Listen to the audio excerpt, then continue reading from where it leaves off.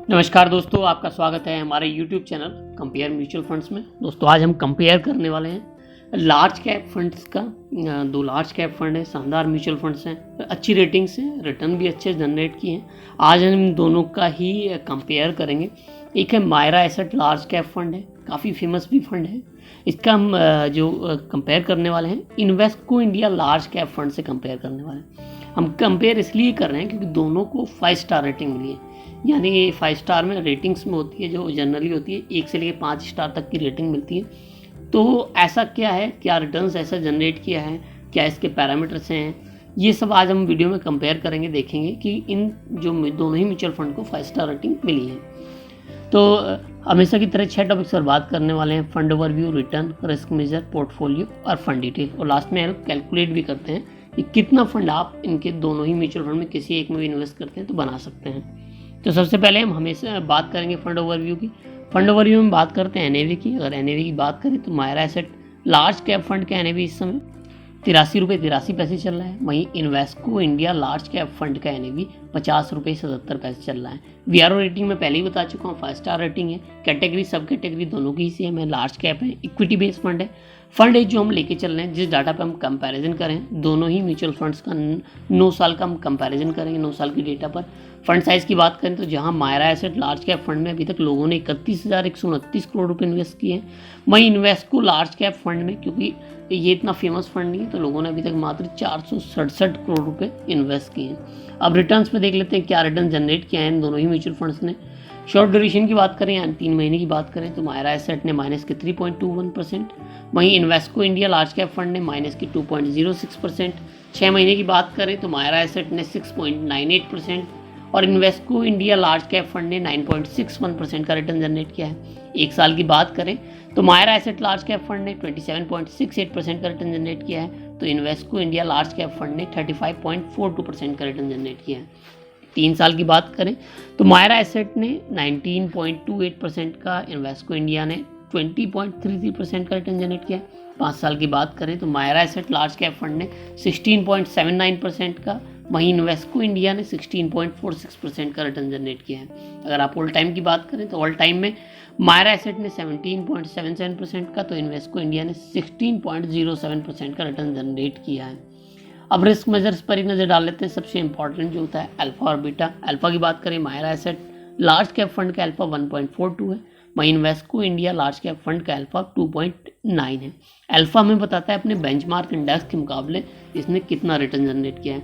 मतलब जनरली क्या होता है कि बेंचमार्क से इसलिए कंपैरिजन किया जाता है क्योंकि अगर बेंचमार्क ने ज़्यादा रिटर्न जनरेट किया है तो ये फंड उतना अच्छा नहीं माना जाता है। इससे अच्छा तो हम बेंचमार्क में ही जो स्टॉक्स हैं उनमें इन्वेस्ट कर देते हैं डायरेक्टली।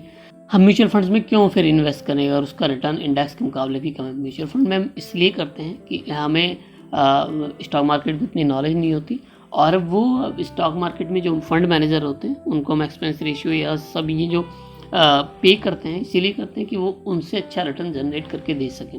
वहीं बीटा की बात करें तो बीटा 0.97 है और इन्वेस्टको इंडिया लार्ज कैप फंड का बीटा 0.93 है। बीटा में वॉलेटिलिटी बताता है, यानी फंड हमारा इंडेक्स के मुकाबले क्या वॉलेटिलिटी है। इंडेक्स मतलब 100 रुपये बढ़ता है तो हमारा फंड कितना बढ़ता है, वहीं इंडेक्स अगर 100 रुपये गिरता है तो हमारा फंड कितना गिरता है। जनरली बोला जाता है कि अगर बीटा 1 से कम है तो वो फंड अच्छे होते हैं क्योंकि उनकी वॉलेटिलिटी अपने इंडेक्स के मुकाबले कम होती है।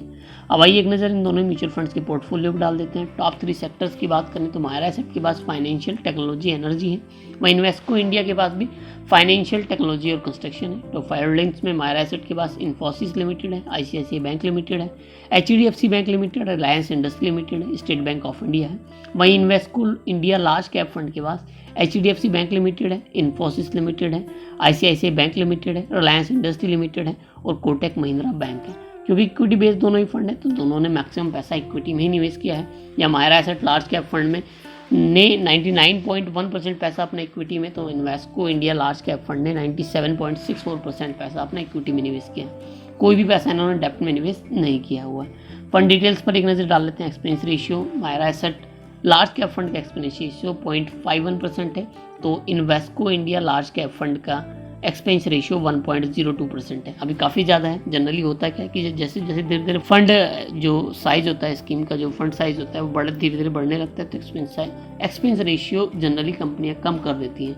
वहीं अगर फंड छोटा होता है, जैसे Invesco India large cap fund का फंड अभी काफ़ी छोटा है, 467 करोड़ रुपये मात्र अभी लोगों ने इसमें इन्वेस्ट किए हैं, तो इनका एक्सपेंस रेशियो अभी ज़्यादा है। एग्जिट लोड जहाँ Mirae asset large cap fund में 1% है, तो Invesco India large cap fund में 0% है।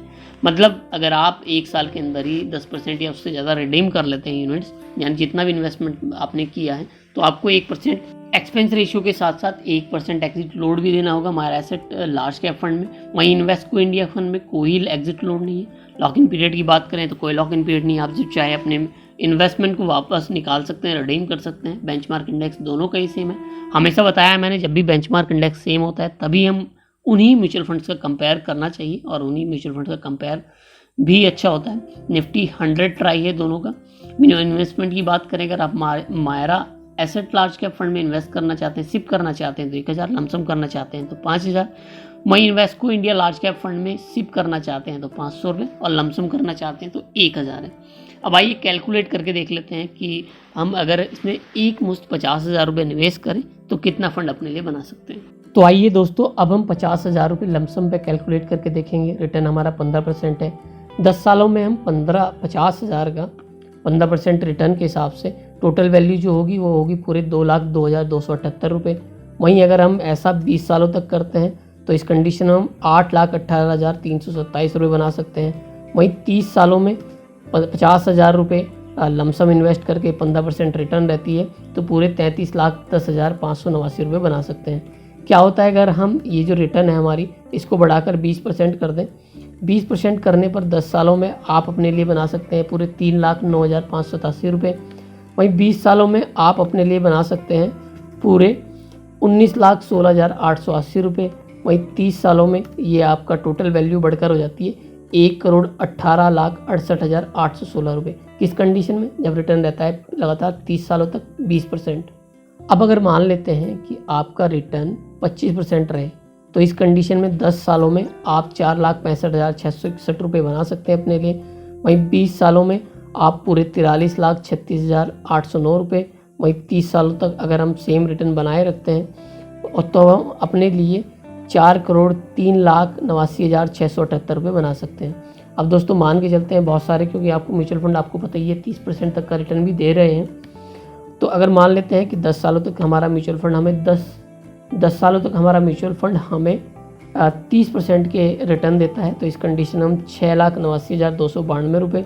वहीं 20 सालों तक अगर हम इन्वेस्ट बनाए रखते हैं तो 95,02,482 रुपये। वहीं अगर हम 30 सालों तक इन्वेस्ट करके रखते हैं लमसम 50,000 रुपये, तो इस कंडीशन में भी हम 13,09,99,782 रुपये अपने बना सकते हैं। तो दोस्तों ये थी कैलकुलेशन 50,000 रुपये लमसम के साथ। दोस्तों कई बार लोगों ने पूछा है कि आप वीडियो में ये भी बताइए कि मतलब कौन सा फ़ंड ज़्यादा बेहतर है, क्योंकि मैं ऑफिशियल या फिर मैंने कोई सर्टिफिकेट नहीं लिया हुआ है कि मैं आपको राय दे सकूँ इस बारे में कि आपको इस म्यूचुअल फंड में इन्वेस्ट करना चाहिए ना कि इस म्यूचुअल फंड में इन्वेस्ट करना चाहिए। मैं केवल कंपैरिजन आपको दिखाता हूँ, आप उसकी समझ से जो आपको अच्छा लगे वो आप कर सकते हैं। तो आज की वीडियो में दी गई जानकारी आपको कैसे लगी? अगर आपका कोई प्रश्न या सुझाव हो तो नीचे कमेंट बॉक्स में लिख सकते हैं। अगर आप हमारी वीडियो अभी तक देख रहे हैं, वीडियो को लाइक करते चलें, साथ में हमारे चैनल को सब्सक्राइब करते चलें। हम ढेरों म्यूचुअल फंड से रिलेटेड ऐसी वीडियो आपके लिए लाते रहेंगे, जिससे जब कभी आप इन्वेस्टमेंट करने जा रहे हो और किन्हीं भी दो म्यूचुअल फंड्स के रिगार्डिंग आपको मतलब एडवाइस, किन्हीं दो म्यूचुअल फंड्स के रिगार्डिंग आपको कोई कन्फ्यूज़न हो, प्रॉब्लम हो, तो हमारी वीडियोज़ के थ्रू आप उसको सॉल्व कर सकें। धन्यवाद।